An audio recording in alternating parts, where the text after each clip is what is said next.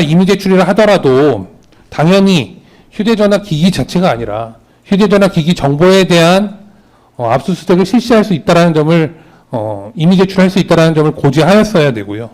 이에 대한 의사를 확인하였어야만 합니다. 그리고 특검이 이 사건 공판 내내 무슨 전자정보를 캡처하는 방식으로 압수를 했다라고 주장한다거나 하는 부분들 모두 다 사실 전자정보만을 압수하는 것을 전제로 하고 있습니다. 그 주장 내에서도. 그런데 김영현 장관님에 대해서만 이 휴대전화에 있어서는 휴대전화 기기를 압수한다는 것은 당연히 잘못된 불법의 임의 제출이라고 할 것입니다.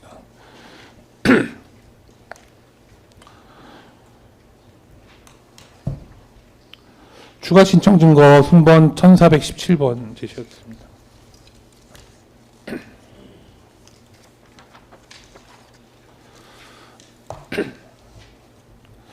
저희가 서두에 드릴 말씀을 제가 누락했는데 다시 말씀을 드리겠습니다. 저희는 디지털 증거에 대한 그리고 또 전자정보에 대한 무결성 그리고 동일성에 대해서 입증을 할 것을 수차례 촉구했고요. 수차례 촉구한 것에 대해서 제대로 된 주장이나 입증을 한 바가 특검 쪽에서 없었습니다.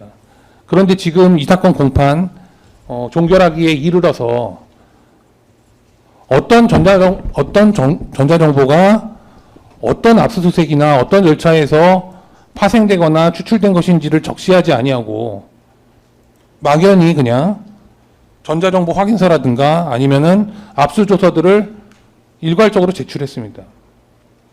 사실은 제시하고 있는 전자정보가 그리고 증거로 제출한 특히 김용현 장관의 휴대폰에 대한 전자정보의 경우에는 어떤 압수수색에서 그리고 어느 전자정보 압수에서 추출된 것인지에 대해서 저희가 알 길이 없습니다. 만약에 통상적인 절차대로 적법하게 수사기관이 이 부분을 제시한다면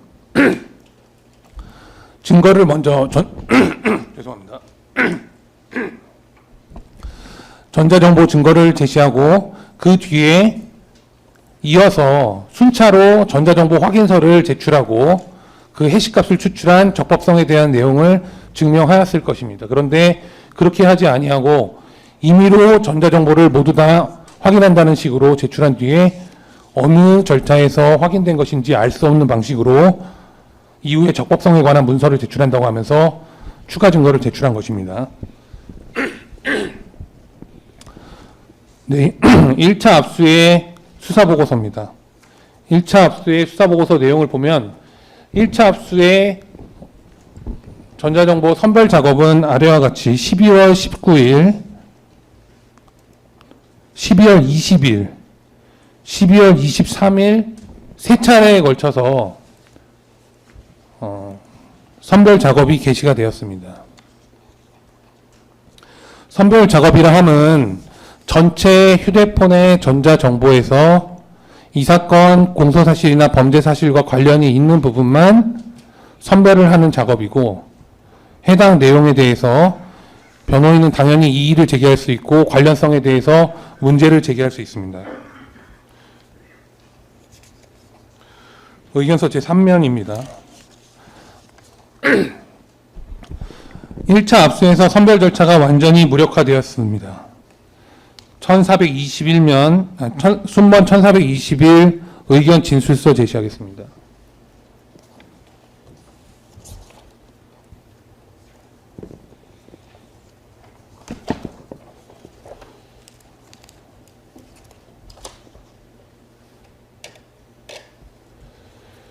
이 내용은 본 변호인이 당시 이제 그 선별 절차에 임해서 저희가 이의를 제기했음에도 불구하고 단 하나의 이의도 받아들여지지 않게 이 내용을 당연히 수사 기록상의 근거로 남겨두어야만 하고 이 내용에 대해서 본 공판 절차에서 증거 능력을 다투기 위해서 제출한 내용입니다. 이 내용을 기초로 해서 간단히 말씀드리도록 하겠습니다.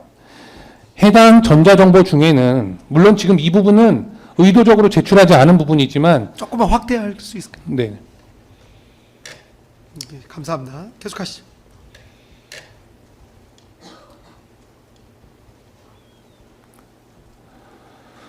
가장 먼저 문제가 되는 부분부터 말씀드리겠습니다. 전자정보 중에 피의 사실이나 범죄와 객관적으로 아무런 관련이 없는 날씨 앱, 앱의 위젯, 계산기 앱 등까지 모두 관련이 있는 전자정보라고 강변하면서 압수하였습니다. 이런 부분까지 압수를 한다면 선별 절차가 의미가 없죠. 저희는 분명히 이 일을 제기하였음에도 불구하고 모든 전자정보를 압수한다는 명목으로 관련성이 있을 수도 있으니 그거는 검사의 판단 권한이다 라고 강변하면서 일괄 압수를 감행하였습니다. 선별 절차에서 두 번째 부분입니다. 선별 절차에서 전자정보에 있어서 적어도 최소한의 전자정보를 압수한다라는 기간과 내용에 대한 한정 없이 기간과 내용이나 아니면 다른 조건에 의한 전자정보에 대한 한정이 없이 문자 메시지 일체, 대화 기록도 존재하지 않는 채팅방 일체, 통화 기록에 대한 일체, 그리고 브라우저 기록에 대한 일체를 압수하였습니다. 사실상 모든 전자정보를 모두 관련이 있기 때문에 압수한다라는 명목으로 전체를 이미징하고 전체를 압수한 것입니다. 이에 관한 이의제기 또한 묵살하였습니다. 그리고 선별 절차가 완전히 형해화될 수밖에 없었던 것은 이와 같은 절차가 개시된 이후에 담당 검사는 담당 수사관에게 전부 압수를 지시한 뒤에 이 디지털 포렌식 절차에서 완전히 이탈하였습니다. 장소적으로 이탈하였습니다. 포렌식 절차가 이행되고 있는 장소에서 이탈했기 때문에 수사관은 일괄 압수에 대한 지시를 그대로 수행할 수밖에 없었고요. 그리고 변호인이 이의를 제기하려고 하여도 검사가 존재하지 않기 때문에 검사에게 이의를 제기할 수조차 없었습니다. 당연히 선별 절차 그 자체를 무색하게 하는 선별 절차 자체를 형해화시키는 검사의 불법적인 포렌식 절차 이행이라고 할 것입니다. 순번 1422 전자정보의 압수 등에 대한 의견 진술서입니다.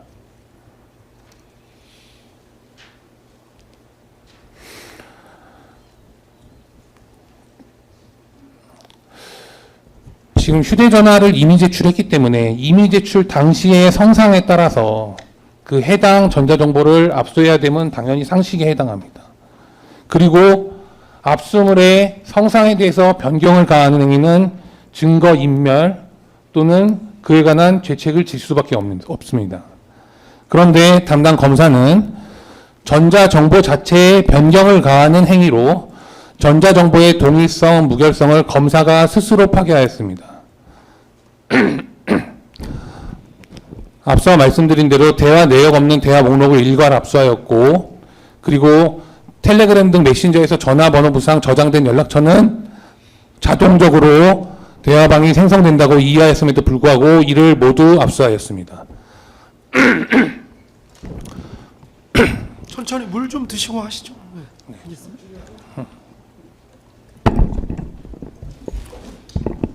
제가 좀 건강이 안 좋습니다. 예, 예, 네, 물 이 재판 하다가. 예. 예, 물 좀 드시고 하시죠.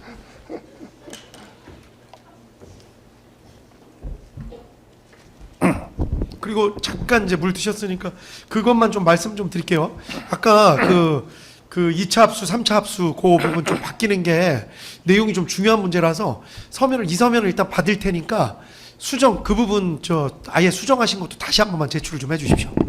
네, 오후에 제출하겠습니다. 예, 그렇게 해주시고, 그리고 특검 측에도 지금 의견서 내용 확인하셔갖고 이 부분은 그 변론 종결된 뒤에 의견서를 한번 제출 한번 해주십시오. 요 오늘 제출하신 부분.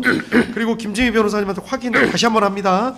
그 의견서 42번, 45번, 그리고 오늘자 그냥 1월 9일자 의견서 김종현 피고인 측이 낸 요 세 개를 제외하고 나머지 부분은 증거 능력에 관한 그 기존에 이제 여러 주장이 막 이렇게 산재가 되어 있는데 예전에 말씀드린 대로 나머지 주장은 모두 철회하는 걸로 정리합니다. 아시겠죠? 예, 그렇게 특검 측에도 그렇게 생각하고 계시면 됩니다. 42번, 45번 오늘자 1월 9일자 의견서까지 그 외의 주장은 모두 철회하는 걸로 그렇게 조서에 남겨놓도록 하겠습니다. 예, 유승수 변호사님 네. 되셨으면 좀 계속하시죠. 네. 예. 대화 내용을 압수한다는 명목으로, 즉 대화 내용도 마찬가지로 당연히 전자정보에 해당하는데요. 이 전자정보를 획득하는 방법이 기가 막힙니다.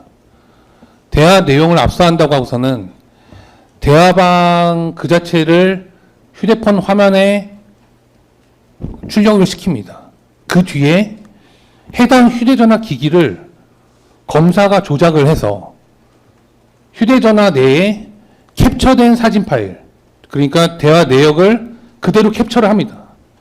휴대전화를 검사가 조작한다는 것 그 자체가 이미 증거를 인멸하고 조작하는 것에 해당합니다. 변계를 가하는 행위죠. 그런데 휴대전화 내에